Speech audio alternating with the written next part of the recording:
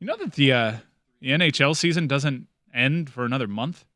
Yeah, they get the final all to themselves this year. Yeah, which I kind of dig because you could really pour yourself into the Heat playoffs and really pour yourself into the hockey playoffs and don't have to split your attention and your dollar. You can spend all your dollars supporting them. But that's kind of weird, right? Usually the NHL playoffs and the NBA playoffs are going on at the same time, and this is an unprecedented time in South Florida. This actually works out really well for the local sports fan because Panthers are going to be the number 1 seed in the East. Heat are the number 1 seed in the East. You would think that one of those two teams has a shot to make it to their conference finals. So now you actually get to pour yourself fully into these. We're going to get a couple of months of escape where you can just hide in your team and the hopeful possibility that you've got one of the best teams. I heard you guys talking about betting the Heat plus 450 to win the Eastern Conference because you like the value. Our show should not be giving gambling advice to anybody. We have yet to win a parlay, and Chris Cody and Tony and Juju had the most cowardly of parlays on Saturday night, and we're getting some criticism here because the people are writing in, lashing out at Tony about this MMA hangout that you guys did. Tony was showing a lot of leg. He was wearing very tight, short shorts. Wish I was there. And someone wrote in, "Geez, why Tony? Anyone else would be great. One day I'll get to watch one of these things, but I can't bleep with Tony, not even a little bit." How long into this before Tony starts dropping his Cuban bona fides? Is the over under 5 minutes? I'm going with the under all day long. Unfortunately, I won't cash in. Peace, and then the emoji redundant of a peace sign. He's that guy.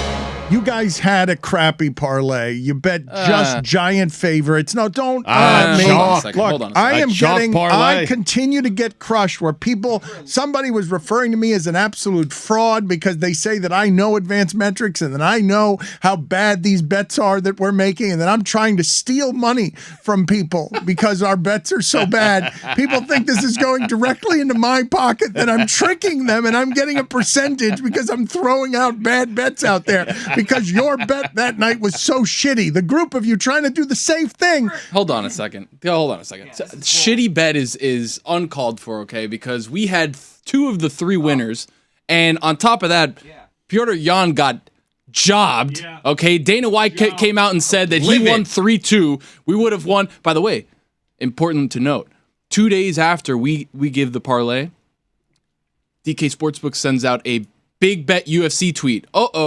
Somebody bet our parlay for $200,000. I'm sorry to that person, by the way, who lost $200,000. But no? Was it you, Dan? I'm so mad at you guys for making me lose that bet. I know where the judges. It was criminal. It was criminal. We were a livid Dana White away from hitting this bet. Exactly. That was a bull. That could have gone either way. That fight. Are you patting yourselves on the back for getting 2 out of 3 right? They 2 out of 3. We made a personal record book. Giant favorites on the money line, and they're sitting here. We were robbed when they've just never seen such a bad bet. We put actual thought into it. Sorry, we didn't have Billy's sister pick it. We actually are picking winners here. Seton Hall in Maryland or whoever the hell it was. It doesn't matter. The point is, Hamza versus Gilbert Burns was a toss-up, okay? Yeah, Hamza was a minus 500 favorite. Not the point. That was the fight of the year, by the way. Not the point. That was an incredible fight. That might have been the fight of the year. Gil Burns was dropping bombs on Hamza, and we were worried in the third round. Can I be honest with you? I bet Burns, personally, because I didn't understand the line at all. Burns is a guy that should have beat Usman. Yes. I want to see Burns-Usman again. Yeah. But we're not going to get it now because of this result. Exactly. Whittingham. What was the payout on the parlay, if you don't mind me asking? 4 cents. If you got all but 3 that 4 cents was boosted. It was minus 130. It was that was we 4 got it cents It was up supposed from to, 3. It was supposed to be minus 160, and it was 130. Yes, the guy who bet $200,000 would have won 333. I saw somebody, I wish, now this is a dumb bet, but I saw somebody bet $5 on the exact score of the North Carolina National Championship game, and 72-69 was the exact score, Kansas winning. And $5, what should that win, Stugotz? $5, what do you imagine $5 should win on the spectacularly dumb bet, which is the only one I've seen dumber than the ones we make around here, of an exact score in a game? How much should you get for $5? $3,000. I don't know. $1,155 was the win on $5. I don't know a lot of bets that are going to pay $3,000 on $5. You know that guy, if you're making that bet, has like $5,000 worth of bets in. Yeah, he has like 17 $5 bets. Yes, on every score. Yeah, he has a lot of scores. That's how that works. That's how you play golf. I was seeing a stat that if you've bet Scheffler since February to win every tournament he's played in, if you put $100 on it, you'd be up $6,000 right now. Well, you explained this to me, Stugotz, because you went to the Masters and you got the big get of Bob Wiener while you were there. Your dad. You got him. I didn't get him. We landed the big get, and we haven't talked to you about Scott Scheffler in the last 57 days. Has won $8.5 million. Before that, he had 62 starts. I guess someone else is holding his bag now. Someone else is caddying for him. Can it make that much of a change where the guy had never won before, and now in the last 57 days, he's won $8.5 million, including running away with the Masters. And I heard you guys firing takes all over the place on him four-putting at the end. Yeah, he did. I mean, he had a big enough lead where, the 4 putts didn't matter. He won by 3 strokes. He's the third guy to win the Masters at the age of 25 or younger. Tiger Woods and Spieth are the other two. But to answer your question about the caddy, yeah, there are reasons that guys change caddies, whether it's, Tiger Woods or Phil Mickelson has done it. Jordan Spieth has not done it yet. But there are reasons that guys do it. They just need a different voice. They need a different opinion. They need someone else maybe to be more honest with them. But you've seen that difference? You've seen that kind of difference where a guy never wins and then in 57 days he's winning 3 or 4 tournaments. So Tiger Woods was supposed to be what Tiger Woods is. Jordan Spieth was supposed to be what Jordan Spieth is. Scotty Scheffler was supposed to be and is supposed to be this good. So perhaps the caddy just got the best out of Scotty Scheffler. I don't know if it's one of those weird hot streaks in golf or if this guy's going to continue to play at this level for a long time. It's going to be interesting to see because he kind of came out of nowhere in the last couple of months. This is just a hot streak. They've all had it. And Tiger was quoted as saying, you just want one of these to happen during the Masters time. And Scotty's having his moment right now. But to speak to Tiger's greatness, all these guys have had these little flashes and then they fall off. Unlike Tiger in that 7-year stretch in the early 2000s and late 90s where he just crushed that. That's watching these guys come and go with these little hot streaks just makes me appreciate Tiger even more. And watching Tiger this weekend, he's been out for 17 months or something, like crazy. Like his right leg almost fell off and he's tying Jon Rahm going into the 3rd round. This is just Tiger Woods this week. I mean, I could get naked talking about watching Tiger Woods. What was cool about Tiger is that you feel good about this. You feel good that Tiger's going to play in the majors moving forward for the next 5 years. What you're not certain he's going to win a major because he was hobbling around that course, but you feel good that at least he's going to try to win those majors, and that's good for golf in the short term. I do wonder what happens when Tiger Woods leaves the game of golf. They need to get him a golf cart. I'm not kidding about this. He deserves one. It's the walking of the course. If he just had to swing, he could play. He's not the pain that gets caused to him is from Stugotz, you walked Augusta. Yeah. How difficult is it to walk that course? Up a mountain, down a mountain. The most surprising thing for me about Augusta was how hilly that course is. It's insane. And the TV doesn't do it. I've never even been there. Yes. And I know the TV doesn't do it justice. It was more exhausting walking that course, which I did all 18 holes on Thursday. I walked the entire course than it is playing golf. Like any round of golf I ever played. Okay, but hold on. It's downhill. It's uphill. It's impossible on your knees. I can't believe we're complaining about topography. I'm just saying for Tiger Woods. Tiger, though, if you have to walk 4 rounds, Mike, that's difficult. You're playing sports or not. Your 80-year-old father just did it. He was exhausted. But it's like saying LeBron James is able to play basketball. He just can't walk from the bench to the locker room. That's the part that hurts him the most. It's weird. It's not actually part of the sport. The man's leg almost came off. I mean, my dad's legs are intact. I think Justin Thomas would be cool with the rules being changed for Tiger to have a golf cart. He's that important to the sport. It's his best friend. Of course he would be. I'm just saying, like a random competitor. I think somebody else now. I think every golfer would. I don't know. I think Charles Schwartzel would have a real problem with that. Charles Schwartzel would be pissed. There is a different feeling. You think Harry Higgs would be cool with the Tiger? it's not happening. He's an American. If Tiger's he'd be good riding with a it. golf cart, Yes. Harry Higgs is riding He'd a be golf fine with cart. it. You guys Harry aren't right Higgs. because the purses are bigger when Tiger plays. Perfect name. Like there's more money in the sport when Tiger plays. There's value in Tiger being there. Willits would never allow it. Danny Willett. Do you think I'm the only person? Do you think I'm the only person breaking down the Masters that said I'll get naked watching Tiger? Like I feel like I'm the only one giving that analysis. That I could get naked watching Well, Tiger. why Woods did this you do weekend. that? Because that's how it makes me feel watching Tiger Woods at the Masters. But now I want you to do it. And Now I want everyone you to close your eyes. I want you to give us. Okay, everybody, hold on. Chris Cody is going to undress. You're now. going to tell us when it's over? Shit, Hold we're on on a YouTube. second. I No. actually have imaging for this. Okay, let's Wow. wait for a second. No, not this. Yes, I want. Why do we have imaging for this? I want your naked Chris analysis. Hold on. At first, it's gonna. I understand that we're gonna have to let some time go by for you to just take off your clothes real quick. So go ahead and do I that. already gave the good stuff. No, but I said the no, naked but now you're thing. gonna I have to said come. the You thing have with to golf figure out carts. some more. I Yeah. am going to give you time to think. If you can think Never a good while thing. undressing, I will give you time to both undress and think at the same time about what more analysis you want to give, since you have volunteered that you want to give the analysis naked because of how aroused you are by Tiger Woods.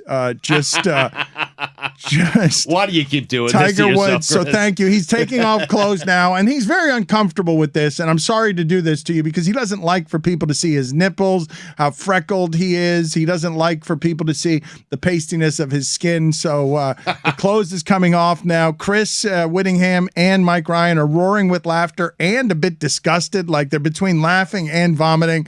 So there it is. Chris Cody is now naked. Boat day. A little sunburn. He got a lot of You went sun. on the boat during the Masters? Okay, so Very now- patchy now- too. My wife with the sunscreen All right, spray. this is very exciting. So we have an There's so actual much about naked Tiger. He was Chris. on a boat. You are very red. You're red under all circumstances, but we are now drinking in the entirety of you. Someone hasn't looked like this. I don't have content prepared. Can I just sit here like this? Yes, and you can. Hey. You look like Shane Lowry. Time for sports radio segment. As old as time. Let's talk sports with Naked Chris. That's right. It's the Naked Chris Show. We're back. Now, I'm naked. That's kind of how we do it around here. I'm wearing shoes. he is These floors are actually sticky. naked. These floors are sticky. And I wear a hat because that's my thing. I'm looking at your thing. That ain't your thing. Can we stay on the 4-shot, please? Let's not go to the 1-shot. Thank you. Golf, am I right? Now, I could watch Tiger Woods on the putting green all day.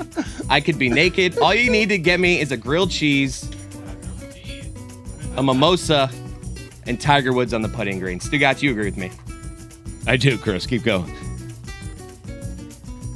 I just love that you said I could get naked and talk about this all day, and you have no new material. It's a classic cliche. Everyone says that. Talk I don't about it for understand. minutes. It's the biggest story in sports last week. You could give us some Tiger analysis, and you've already run out. And it started with golf. Am I right? Tiger needs a golf cart. Did I say that? Yes. Yes, you did. Scheffler, he 4-putts this green on the 18th hole to win it. I don't think if he had to double bogey, let's say, because Right. he was 5 up going into that 18th He hole. was, had a nice cushion, He yes. 4-putted because of that cushion. You're talking about Scheffler, not Tiger, though. I'm just You said giving Tiger my, naked. You know, Tiger.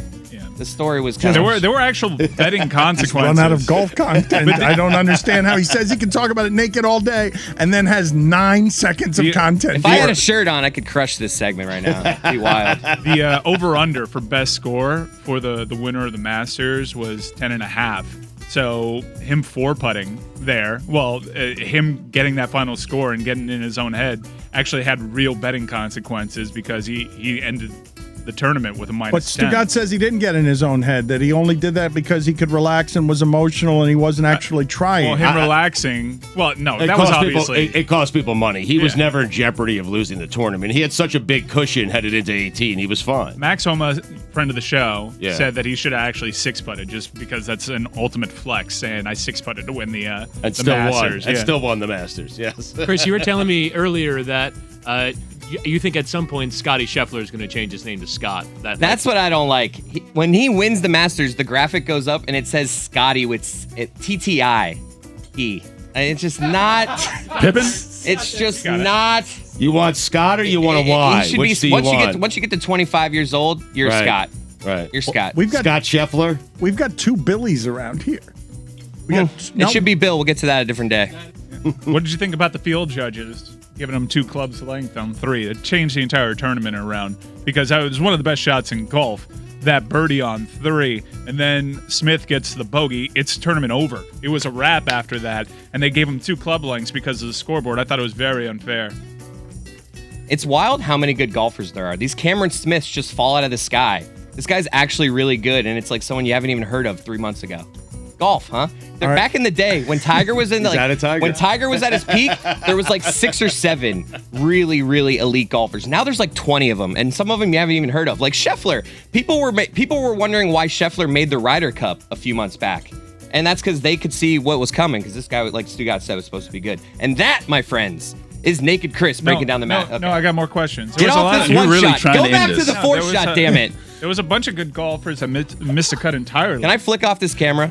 You were right in there, Didn't though. Koepka miss a cut? We are Koepka getting did. Missed the cut. We're seeing some Bryson side, Spieth. side boob, Spieth and did. we're Yeah. getting right Yeah. in there. Oh, this is a decent look right here. You know This what is a good Bryson angle. did on Sunday? Yeah, Bryson. All right, take a 1 shot. Bryson was being criticized for really slowing down Tiger Woods at one point. Really? Yeah. Bryson, I saw. Screen grab. That's funny because Bryson decided to spend his Sunday following Tiger Woods.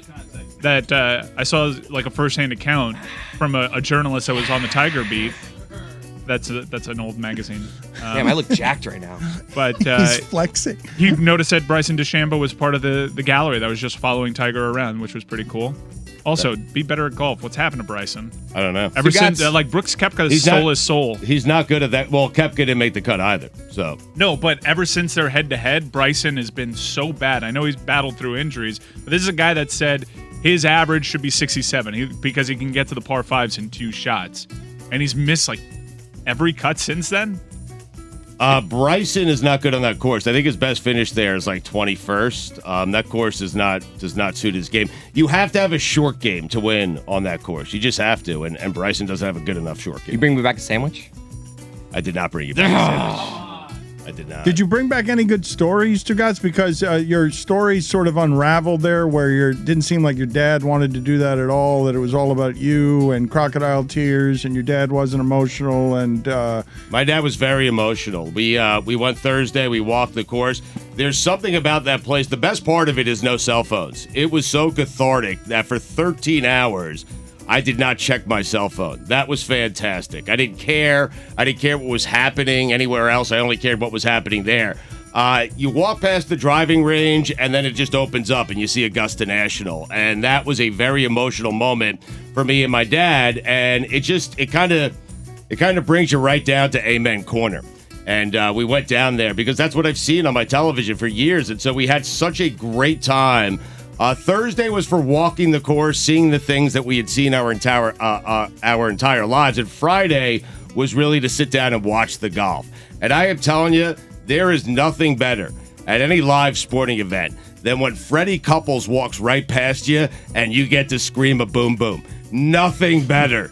I mean, nothing. And I did it 3 times, and my dad was embarrassed. But we had a blast, man. We really did. I don't have great stories. The story is me, my dad, and my brother going to the Masters for the first time. And it's rare, Dan, that you have something with such lofty expectations, and then you go to it, and it exceeds those expectations. It was crazy. It was so much fun. This is a big moment for me. I'm proud of me. Look at me taking my shirt off in public. first time Get you've out of ever the one done shot. that. Get out of the one shot. First time you've ever done that, and it really is brave of you to be this vulnerable, to be nude, because it's not your shirt. let's it's all your do it. You pants, know, he does your it every. shorts, No, this is too. the first time it's been televised, but he does this every time that we've done this segment, dating back to the old Yeah. local hour 790 days. He would always get fully naked. I mean, balls and everything. Socks. Yeah, socks on. He would put sock. He would, Yeah. And a cap. It would be And socks and a That's my cap. thing. Yeah, but the balls are sticking to the seat there that is Billy's seat, and so that Billy Gill will return tomorrow. Happy birthday to Billy Gill today. I don't know how old he is turning, but we need to get the Stephen A. Smith. Yes. He is taking the day off on his birthday, and as a special gift, Chris Cody is placing his testicles on Billy's seat near his little cans of pudding and his Brill cream and his Bengay. Happy birthday to him. I don't care. Good luck. All right, so there's still 24 hours in the day, as I check. So get all your Tiger thoughts out. He went to Scotty Scheffler inside of a minute. It was strange that you thought you could get naked had and talk nothing about for this me. for say days. things. and- You Like, had I'm nothing. just- You when had I- nothing. Yes, you do. You absolutely When I do say things. I want to talk Tiger naked, I'm just like doing a thing. well, but now you're naked. Wanted your thoughts on And 3. Of the two things that I thought were going to happen there, what I thought was more likely is not your actual nudity, which is what happened, but just your ability to talk about Tiger for more than 9 seconds. I thought I was gonna, I would not have been. I'm not right. a Colin Cowherd, Dan. I'm a guy that jumps in the middle of a conversation, gives my piece, gets out. Don't make me Colin Cowherd. No one wants Chris being Colin Cowherd. You ever notice that the whole names at Augusta National sound like a random name generator? Like they have 2 hats and 2 sets of names in each hat, and they land on Pink Dogwood. It's like when they do when like on Twitter you do like your porn name is the street you grew up on and the your last thing you had first for pet, lunch. Your first pet. Yeah. Yeah, my birth month is 10, and that gives me flowering, and I'm born on the 9th, so now I have peach. Congratulations, your whole 3, flowering peach. Can I just say about the Masters, the golf course is essentially a glorified putt-putt course. I saw somebody make a birdie where they putted the ball. It was a 30-foot putt. And they putted the ball 5 feet perpendicular to the hole, and it rolled down a hill 25 feet and went in. That's not golf. That was on 16. That's was not on golf. 16. That is golf. No, it's not. There should No, be an, there that should is be golf. No, there that was should on. be- No, I'm sorry, that was on thought it Red Bud. like there should be an alligator with Sorry. an open mouth at the end of that hole. Like it's ridiculous that that's how you putt. And like all these guys are playing it so that we're gonna roll it 30 feet past the hole so it can come back down the hill. That's not That was absurd. That's putt putt. No, that's ridiculous. On that hole, the pin placement is kind of in a bowl, right? So you're sitting there, you're watching it. Stewart's sinking a hole in 1 on that hole. I was watching it. He put it in the perfect spot where it just rolled back to the hole and went into the hole. Did it go past the windmill? No, but you're so used to having flat courses down here, and there's angulation on some of these greens at some of these courses. Angulation. I've never Yes. heard that word There's before. plenty. It's a word, I think. Undulation. I'm not sure. undulation. Undulation, Undulate? whatever. Yeah. I Is that a fun? I don't know what Are you that talking about word Chinese is. fur? I'm not sure. Angulation. Talking about slopes of the green, hills. We this, got what he that, meant. yes. What are we doing to Stu? Yeah. Angulation. I get it. You know, I learned like 4 years ago. Ungulation. Yeah. I learned 4 years ago that they move the holes every day. What? This shit Yes, is they wild. do. You didn't know They that? do. Wait, you didn't know that? I move the- learned. No, I know that now, but I learned it like 4 years ago. I'm like, huh? You just realized there's Sunday pin placements? Yeah, well, we had the traditional Sundays. No, I just learned 4 years ago. Keep in mind, I did not give a shit about golf until I started, losing hair. You said I have not given a shit about golf, and I really don't think that we can do enough with the Frank Vogel actual quote at the end of a Lakers career that we could not have imagined 4 years ago, where the quote is, Stugotz, while he's surrounded by reporters and he's being told he has been fired, and his quote is, "I haven't been told shit." It's just the perfect punctuation for LeBron ending that guy's career there. Speaking of which, Stugotz, because of the power that we're always talking around here that some of these guys have, did you see what happened with Kevin Durant and James Johnson? Because I think this flew largely under the radar, and I have not heard otherwise, but I assume when Kevin Durant is overheard on the court screaming at James Johnson, "Play basketball, man, shut the fuck up," and then James Johnson is immediately waived after the game when he's a veteran, and veterans don't get waived with 3 games left in the season.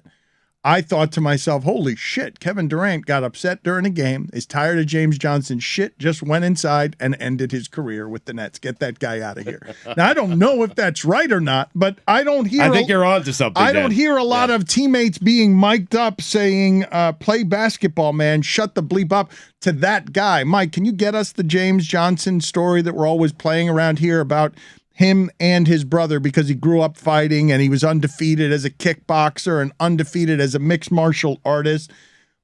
Tells you something about the power that Kevin Durant has with the Nets, Stugotz, that he could go after James Johnson in a way that's mic'd, and we could hear him disrespect James Johnson in a way that gets picked up and can be heard by not only everybody at the arena, but then the next step on that is the rare thing of why is a guy being waived? A guy who's played minutes for them, a guy who's tried to help keep the season alive for them this season, as a bunch of guys have been out, including Kevin Durant. Which of the two instances of domestic violence would you like to relive? The part where his mom threw a knife at his brother, or the dad threw an uppercut at his brother? Both of them. Right. Both James Johnson talking about his own upbringing, but I was thinking the better story was the one with his brother, but I had forgotten. You tell me which. Apparently these both feature his brother. Okay. One features a knife. Okay, let's hear both of these stories. James Johnson, again, undefeated as a fighter when he has fought professionally. Seems like somebody nobody would want to trifle with. Did you know better as a kid than to talk back to your mother or your father?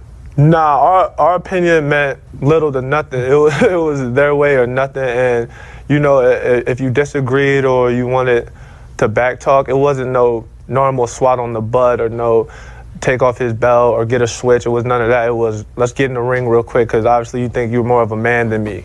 Or you think you could beat me up to talk to me like this. If you want to talk to me like this, then you must think you could beat me up. What's the worst L that one of them caught? The one that let you know that you didn't want those problems? My older brother, the oldest one, he started talking to my dad and things like that. You know, they got a little heated, and they put on the gloves. They was about to spar or whatnot.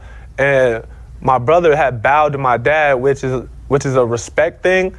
And that wasn't the intentions of what my dad was going in to fight him for. He's going in there to fight you because you broke respect. I don't think you're supposed to skip the bow after that. That's like dapping somebody. You know, that's like shaking someone's hand and they punch you real quick or something. That's exactly what happened. He bowed and his head happened to be down, eyes happened to be down, and it was the meanest uppercut I think I've ever witnessed. I don't even think Iron Mike had an uppercut like that, I swear to you.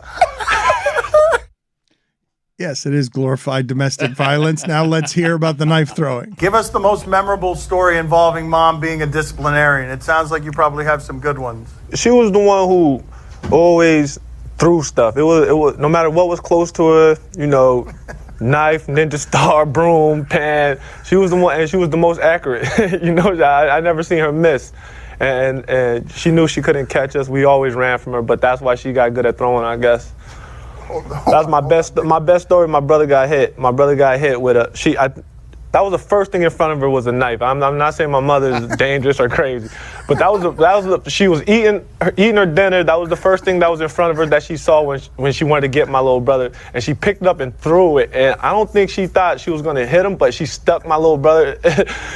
And then after that, you know, he screams, he cries, whatnot, and then she starts crying because she didn't mean to do it. And that got to be the most memorable one when she had to be a disciplinarian. 2017 was a different time. Put it on the poll, please, at LeBatard Show. Would you ever tell James Johnson, play basketball, man, shut the bleep up? And also put on the poll, is the Masters a glorified putt-putt course that should have an alligator with a snapping mouth at the 15th hole? We'll get to Mike Ryan's top 5 things he learned after the age of 30. I'm assuming that this is going to be born of him learning that pin placement was something that changed in golf, that the hole was not something that was in the same place all the time. It's not just learned. It's really learned to appreciate. These were things that I had a blind eye to when I was under 30, and I just simply didn't get the appeal. And then 30 hit me like a ton of bricks, and it hit me like the Hugh Jackman gif in that movie, The Fountain. I'm actually looking forward to this because this is a exploratory moment for me. I'm turning 30 in 4 months, so we'll see what happens here. If I'm going to develop an appreciation for golf placements or things of that nature. We'll see if golf placements or pin placements. You've always had an old soul. None of this will be new. I feel like you've been 30 for years. Yes. Let me tell you, if your nightcap is watching PBS NewsHour, this list isn't for you. You guys see the 2 segments on Zelensky last night on 60 Minutes? It's great stuff. Oh, Jesus. Yeah. How was the Sunday morning show? How was the CBS Sunday morning show? Best. Did you miss it? I missed it. Yeah, it was Man City Liverpool day, so I didn't get a chance to watch it yesterday. Oh, that game delivered, Dan. Did you watch it? I did not. Cracking game of football. Maybe it's 60. Tony Khan, Stugotz, the AEW head honcho, who is doing a pretty good job of bothering WWE. evidently hired a group of people to find out what was happening with all the anti-AEW venom that's all over the internet. And he is claiming that they have found thousands of accounts that are not real people, that are just there, that somebody is paying a good amount of money, according to his tweet, to just have people, thousands of bots, rip AEW because it is a threat to established wrestling forces. I'm guessing he's not making that leap. He's asking who would do such a thing? Who would pay to have thousands of bots do this? And yet bots are a plague all over the place, Stugotz, where you've got the Carnegie Mellon University is reviewing 200 million tweets about the coronavirus and finding that almost half are just fake, meant to cause division and problems. Those were tweets sent in January as the nation was going through yet another spike, which, by the way, keep an eye on what's happening in China. And I know Bam Adebayo's in the health and safety protocols. It's kind of popping back up again. We had a few months there where it was kind of chill, but I think it's just going to be a part of life. But the Carnegie Mellon research staff also surmised that half of all Twitter accounts in general are bots. Half. And so we talked about this some with Elon Musk in coming to Twitter, and maybe some of that was framed that it was a positive thing. This is not a take on Elon Musk, but I think anyone that's been on Twitter actively. You were saying it was a gangster move for Elon Musk to become a primary shareholder in Twitter, and people are saying he's not going to be on the board, but people are saying that he might buy more and more of Twitter. And one of the things, I heard he does have a seat on the board. He's not going to be running it. They have a CEO, but he's going to have certain influence. The largest stakeholder in any public company always has influence.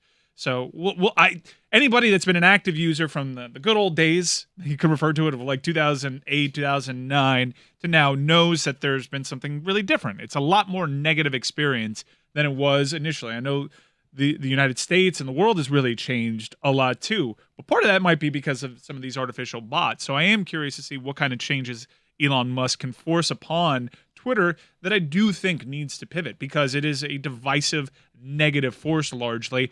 I enjoy my time on Instagram. I find it to be a far more positive platform. That's also owned by a problematic company in Mark Zuckerberg. I'm not a fan of what it's done to push unachievable beauty goals, and the filter's probably a problem. It's problematic just with the inception, but I find the interaction largely more positive and more authentic than I do when I send a tweet out about, the San Diego Padres. And yet, I still find that there's an enormous number of fake accounts on Instagram as well. You look at like the verified Instagram accounts, like, sometimes like I'll get tagged and stuff, and it's all just straight up spam. And I don't and I get like why these social media companies can't really prosecute this or look into this very much, because they're selling out in the universe the amount of engagement that is on their platforms, and even fake engagement counts as engagement, right? To sell against. But so they're not incentivized to try and fix this. And as ever, you get kind of a fake picture of the world if you're just leaning on social media. It's such a strange thing to live through, though, Stugotz, to see what is clearly an international addiction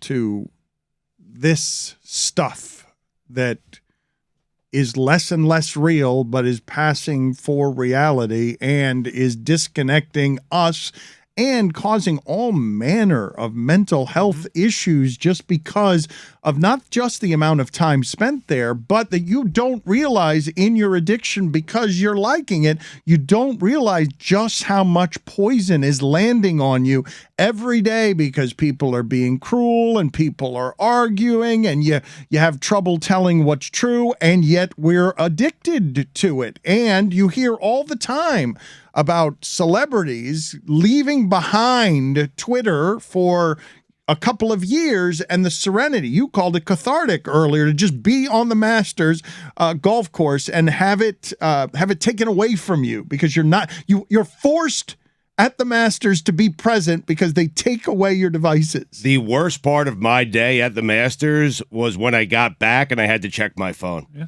It was the worst part of my day. I had 70 texts. I had to check social media. I had to keep up with what was going on, and it was the worst. I worry about my kids, Dan, because I'd like to think that I could decipher what's real, what's not real on social media. I'd like to think, but even I get tricked why occasionally. would you like to think that you Well, can? I mean, I listen, have very precious evidence that you can. I'm a fully formed adult. Like I would like to think. How did Todd Gurley do for the Rams this year? Well, you had him at the Ravens. You're right. I mean, I'm not You're saying not good at it. I'm not saying I can't get fooled, but if I can get fooled occasionally, and Dan can get fooled occasionally, and we all can, I worry about my kids. I do. I worry about my children. I think Dan nailed it. It's a mental health issue in this country to weed out these anonymous bots. I think. Look what it drove Tony Khan to do. I mean, people were having a go at him for even commissioning a study on how many anti-AEW accounts were AI, and it pushes people to do some pretty crazy things. And I think all the companies and legislators need to realize that it's a dangerous thing having all these anonymous accounts because it makes for a really toxic atmosphere and it affects mental health. Beyond the fakeness of it, though, the undercurrent of cruelty of things people are willing to say that they simply would never say to your face.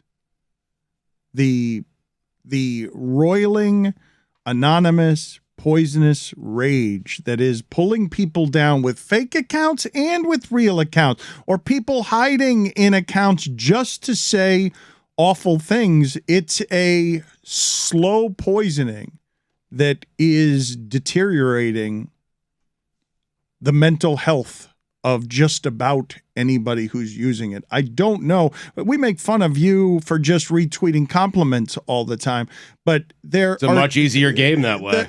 But there is just so much poison out there that Selena Gomez is leaving for 4.5 years, all internet spaces, because what is there is the new reality, but it's less real than reality.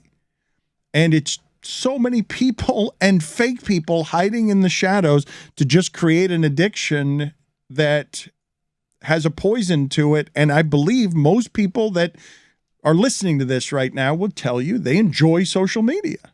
Yes. Even as they might be unhappier, might not even be able to quantify where or how they've gotten unhappier at life, just because that is always there saying something to you that is less pleasant and that is being activated by peddlers so that what you're receiving is a cruelty that's not even real. It's just meant to create a deterioration of your senses and a numbness that's slightly less human than the human experience. And I don't know a lot of people who aren't on it at all, Stugotz. Like, I don't know a lot of human beings other than the Gil Brandts of the world who don't care for a computer. I don't know a lot of human beings who are totally, in my circle, who are just totally detached from it. I'm the weird one. For every year, somebody who's got a fake Le Batard Facebook account telling people, every year in March and April, I get birthday messages from somebody who's got a fake account who thinks my birthday, who's putting out there that my birthday. I get those too, man. That's great. You get those? I thought I was alone. Well, I don't have Facebook. I'm weird by not being on Facebook and not being on Instagram. But of course, it's easy for me to say, Stugotz, because I've had the platforms that give me voice. I don't know if I didn't have platforms that gave me voice, whether I would have a need to be on Instagram or on Facebook to show everybody, hey, these are the things that I think. I imagine so. I imagine I would have a need for those things. But does it make your lives any better? Do you guys believe that just social media? Damn, with my children, it's a large part of their lives. But if I ask the audience, social media, because I don't think many people listening to this can just turn off their shit and walk away. Social media, does it make your life better or worse? At Le Batard Show, put it on the poll, please, Chris Cody, because we're all using it, and I don't think that we're all using it with the acknowledgement that it's making our life worse. Are we?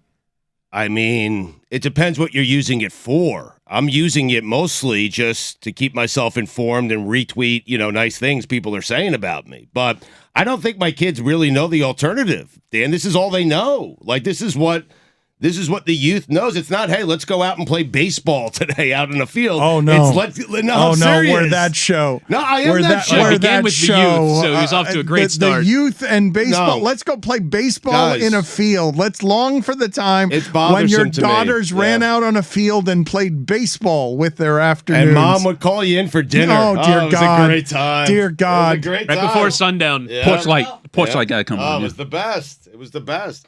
They don't know any other alternative, though. They don't.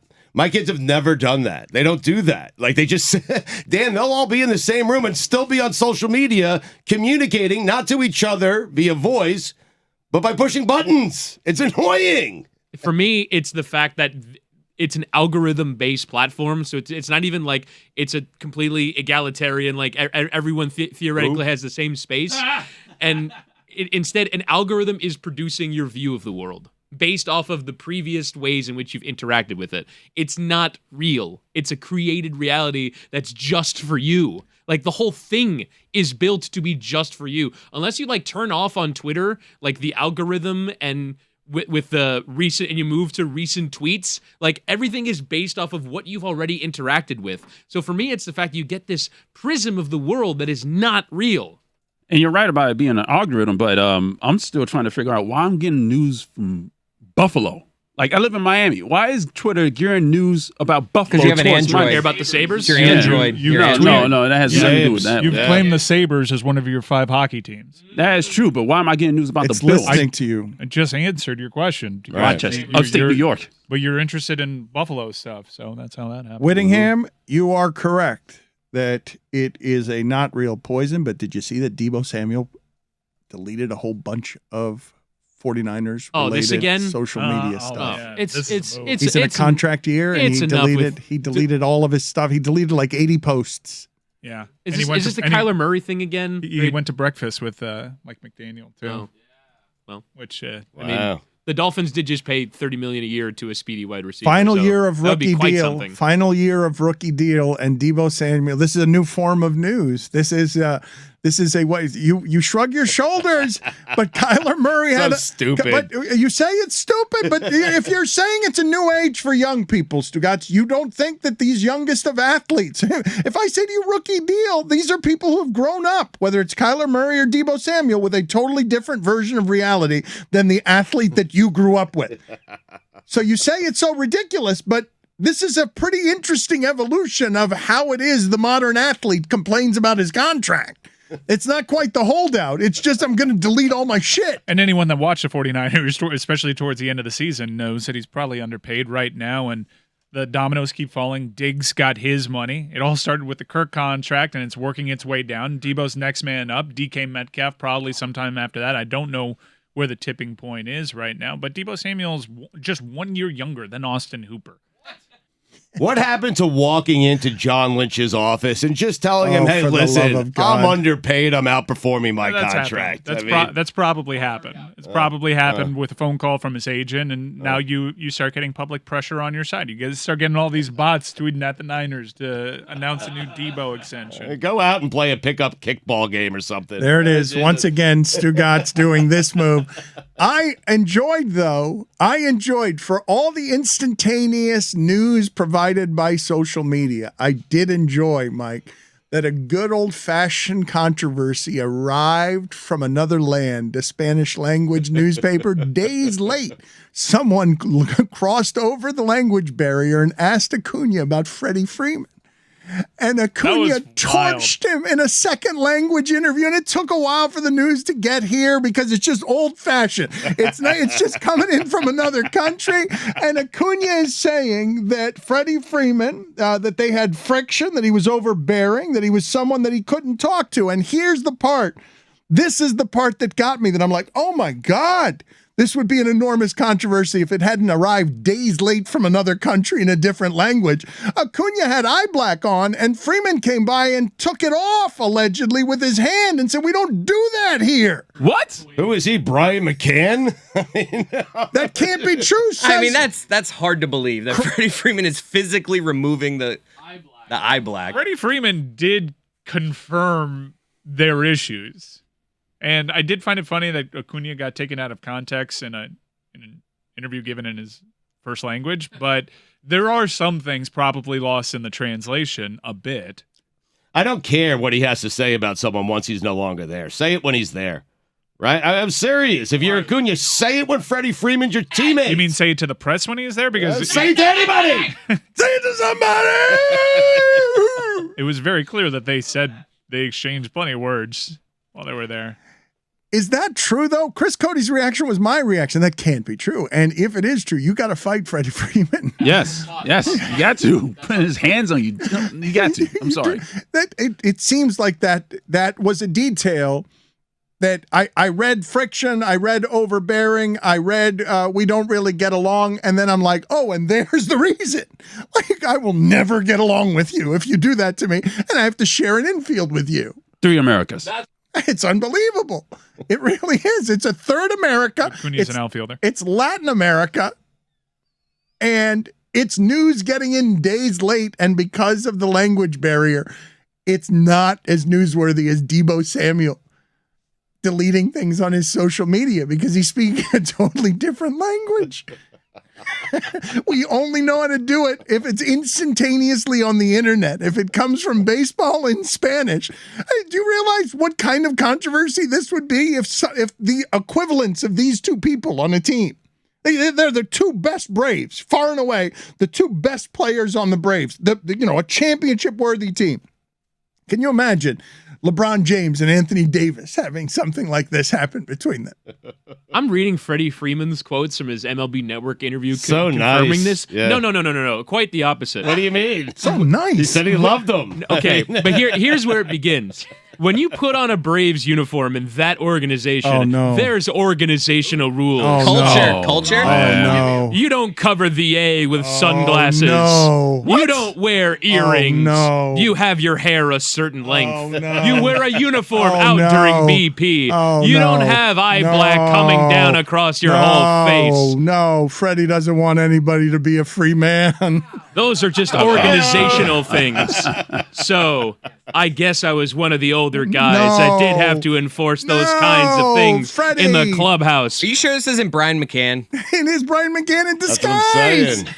saying. This is hand-me-down Brian Yeah, McCann. this is hand-me-down. He Freddie did, say Freeman he did say he loved Ronald. He's going to miss Ronald. He respects Ronald. We also won a title without Ronald. It was weird that he shoehorned that last part in there.